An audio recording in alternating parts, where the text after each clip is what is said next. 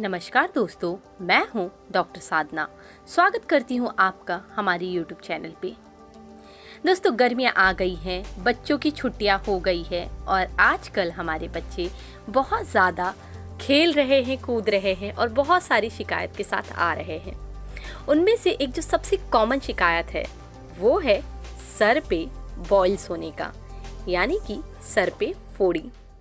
तो दोस्तों, ज़्यादातर ये होता है समर्स में या गर्मियों की सीज़न में, पर वैसे भी हो सकता है। ज़्यादातर बच्चों में पाया जाता है या तो पुरुष में पाया जाता है। पर इसके पीछे जो कारण है वो होता है कि जैसे हमारे सर पे जब बहुत ज़्यादा पसीना होता है या हमारे स्काल्प जब ऑयली रहते हैं, बराबर क्लीन नहीं होते हैं, तो उस कारण से हो सकता है। तो दोस्तों, देखते हैं कि ये बॉइल्स क्या होता है, कैसे होता है। बॉइल्स मतलब कि हमारे जो हेयर फॉलिकल्स होते हैं, हेयर फॉलिकल्स का इन्फ्लेमेशन या इन्फेक्शन। दोस्तों, ये कहीं पर भी हो सकता है, जहाँ जहाँ हेयर है वहाँ वहाँ ये होता है। फिर वो हमारे हाथ पे, पाँव पे, sir, chest area, back area, सब जगह हो सकता है। ज़्यादातर सर पे होता है या पुरुषों में ज़्यादातर दाढ़ी मूंछ के आसपास के एरिया में भी पाया जाता है। ये जो बॉइल्स है, ये जब चालू होता है तो एक छोटे से पिंपल की तरह होता है। जैसे दोस्तों, आपने हो सकता है अपने घर में या आजू बाजू काफ़ी सारे बच्चों के सर पे देखे होंगे, एक फोड़ी हो जाती है। पहले छोटी सी होती है, धीरे धीरे वो बड़ी हो जाती है। तो उसी तरह से बॉइल्स चालू होता है, पहले छोटा सा पिंपल के जैसा, उसके साथ में रेडनेस होता है, धीरे धीरे वो बढ़ता है और बहुत पेनफुल भी हो जाता है कई बार। साथ में इचिंग हो सकता है और जब वो ज़्यादा बढ़ जाए तो उसके साथ साथ पस आ जाता है, जिसके वजह से वो बहुत ज़्यादा पेनफुल हो जाता है। और साथ ही साथ पस जब उसका बर्स्ट होता है, जब वो फोड़ी फूट जाती है तो क्रस्ट फॉर्म कर जाती है। सो दोस्तों, आज हमारे पास ऐसी ही एक केस स्टडी है जो हम आगे देखेंगे। आइए उसके पहले देखते हैं कि जब ये तकलीफ होती है तो हम घर पे इसका क्या कर सकते हैं। दोस्तों, ज़्यादातर ध्यान जो हमें देना होगा वो होगा क्लीनिनेस के तरफ, क्योंकि ये तकलीफ पसीने के कारण ज़्यादा बढ़ती है। जैसे अगर सर में बहुत ज़्यादा पसीना है तो ये इन्फ्लेमेशन, इन्फेक्शन होने के चांसेस बढ़ जाते हैं, उस कारण से तकलीफ बढ़ सकती है। तो इसलिए दोस्तों, सबसे जो पहला पॉइंट है वो ये है कि हमें हमारा हेड या जो भी एरिया पे तकलीफ हुआ है उसे क्लीन रखना होगा। सो आज हम मेजर फोकस रखेंगे हेड बॉइल्स की तरफ, बट सेम ही एप्लीकेबल है बाकी जगह के बॉइल्स के लिए भी।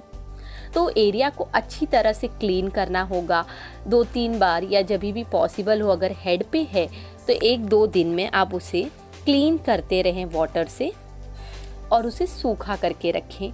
देखिए कि ज़्यादा पसीना सर पे ना हो। ज़्यादा अगर ऑयली स्काल्प है तो भी हमें ध्यान देना है कि हम टाइम टू टाइम उसे क्लीन करते रहें। डेंड्रफ या बाहर जाते हैं तो जैसे मिट्टी वगैरह होती है और सर में बैठ जाती है तो उससे भी इन्फेक्शन के चांसेस बढ़ जाते हैं। अब दोस्तों, ये तकलीफ़ में इचिंग है तो जाहिर सी बात है कि हम उसे खुजलाएंगे या स्क्रैच करेंगे। तो हमें ये ध्यान रखना है कि उसको बहुत ज़्यादा तेज़ी से नहीं स्क्रैच करना है, क्योंकि हो सकता है स्क्रैच करते समय हमारा नाखून वहाँ लग जाए और फिर वो तकलीफ़ और ज़्यादा बढ़ जाए और पेन भी होगा साथ में। तो इसलिए दोस्तों, ध्यान रखना है कि हमें उसे स्क्रैच नहीं करना है। और उसे क्लीन करने के लिए सिंपल माइल्ड शैम्पू या सोप का यूज़ करना है। बहुत ज़्यादा हार्श शैम्पू या साबुन को अवॉइड करें तो अच्छा होगा। और अगर पॉसिबल हो, जैसे कि बच्चों में या बड़ों में भी, जहाँ भी पॉसिबल हो, उस एरिया के आसपास और वो एरिया का अगर बाल निकाल दिया जाए तो अच्छा रहेगा। जैसे कि अगर बच्चों में होती है ये तकलीफ़ और पॉसिबल है तो उनका पूरा बाल अगर मुड़वा दिया जाए तो उससे जल्दी से रिलीफ हो सकता है और इम्प्रूवमेंट तेज़ी से हो सकता है। क्योंकि दोस्तों, अगर हेयर कम रहेंगे, ग्रोथ कम रहेगा तो जाहिर सी बात है पर्स्पिरेशन कम होगा और क्लीनिनेस ज़्यादा रहेगा, जिसके वजह से जो भी तकलीफ़ है वो जल्दी ठीक हो सकती है। तो दोस्तों, ये कुछ चीज़ें हैं जो हम घर पे कर सकते हैं, तो इसका ध्यान रखिए और ये आप ट्राई करके देख सकते हैं। आइए दोस्तों, अब चलते हैं हमारे केस स्टडी की तरफ। ये स्पेशली होम्योपैथिक स्टूडेंट्स और होम्योपैथिक इंटर्न्स और जो भी डॉक्टर बनने वाले हैं उनके लिए बहुत ही ज़्यादा एक्साइटिंग स्टडी है। So students and doctors and बाकी सभी लोग जो सुन रहे हैं, ये केस है एक 7 साल की बच्ची का। ये बच्ची आई थी कंप्लेन के साथ कि उसके सर पर छोटे छोटे बॉयल्स हो गए थे, फोड़ी आ गई थी जो कि बहुत ज़्यादा इचिंग हो रहा था, बहुत खुजली था और साथ ही साथ बहुत पेनफुल था। वो अपने सर पे अपनी मॉम को भी हाथ लगाने नहीं दे रही थी। और दोस्तों उसको ऐसे जगह जगह पे बहुत सारे बॉयल्स थे और बॉयल्स के साथ साथ उसका जो उस एरिया का हेयर था, हेयर लॉस हो चुका था, जिसे हम कहते हैं जैसे मेडिकल टर्म में एलोपेशिया एरियाटा, मतलब कि वो जगह जगह का हेयर जो था वो लॉस हो चुका था।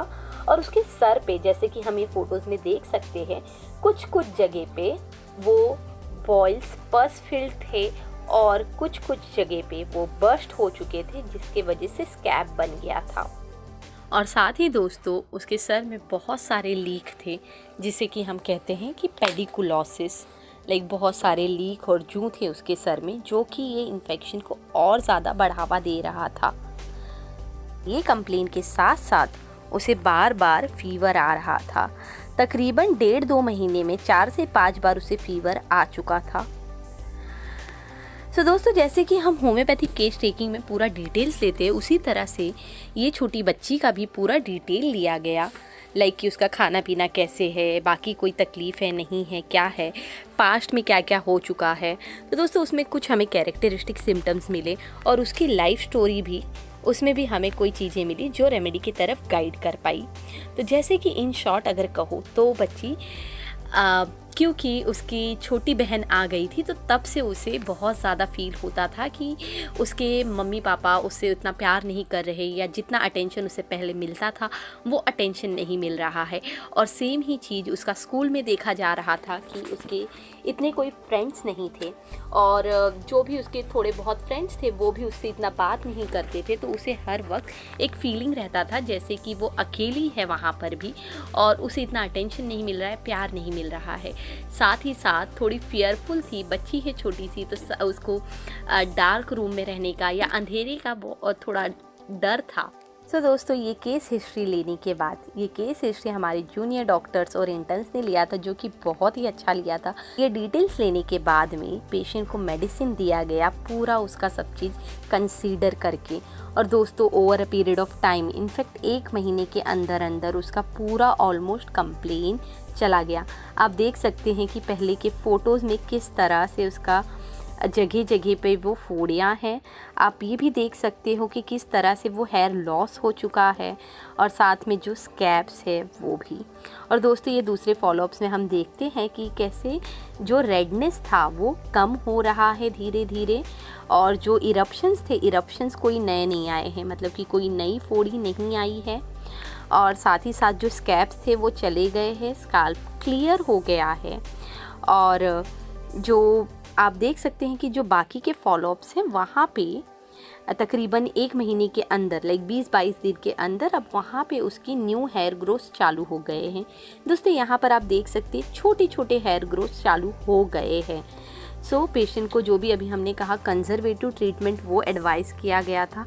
और साथ ही साथ जैसे कि पेशेंट को इतना ज़्यादा लाइक सर में लीक है, जू है और इतनी सब प्रॉब्लम है, और अभी स्कूल की छुट्टियां हैं, तो उसे एडवाइस किया गया है कि वो पूरा अपना बाल निकलवा दे, सो दैट अभी जो भी बाल वगैरह आए वो अच्छे से आ सके और उसका स्काल्प क्लीन रहे, क्लियर रहे, ताकि जल्दी से ठीक हो सके।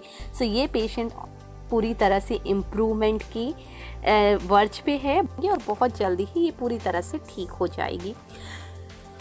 दोस्तों जो भी हमारे इंटर्न्स है या होम्योपैथिक डॉक्टर्स है, अगर आप चाहते हैं तो आप अटेम्प्ट कर सकते हैं ये केस का शॉर्ट में टोटलिटी बना के इसकी रेमेडी बताना।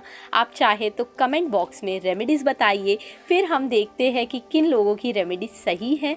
And if you all want then you all can definitely ask कि क्या टोटलिटी था, कैसे दिया था। बट दोस्तों बहुत इम्पॉर्टेंट होता है कि हम पूरी तरह से पूरा का पूरा पिक्चर कंसीडर करें, ना कि एक सिम्टम या एक ही चीज़ पर मेडिसिन दी जाए। जैसे कि हमारा होम्योपैथिक प्रिंसिपल काम करता है, उसी तरह से पूरा कंसीडर करके अगर हम केस लेते हैं और मेडिसिन देते हैं तो बहुत इजीली बहुत जल्दी ठीक होता है। अभी जैसे यही केस में वो बच्ची को कंप्लेन 2-2.5 महीने से था और वो एंटीबायोटिक्स और बहुत सारी मेडिसिन ले रही थी, like creams, ointments, antibiotics, but कुछ भी हेल्प नहीं कर रहा था। बार बार उसे नई फोड़ी आ रही थी, फीवर आ रहा था, and she was not better, but with our medicine, just that 1-2 dose of our medicines that helped her a lot. So within less than a month काफ़ी बेटर हो गई वो। So दोस्तों पूरी की पूरी टोटलिटी कंसीडर कीजिए और डेफिनेटली प्रैक्टिस करिए, रिजल्ट्स बहुत अच्छे मिलेंगे। कोई भी डाउट है, कोई भी क्वेरीज है, कमेंट बॉक्स में आइए, कमेंट करिए और पूछिए कि आपकी क्या क्या क्वेरीज है।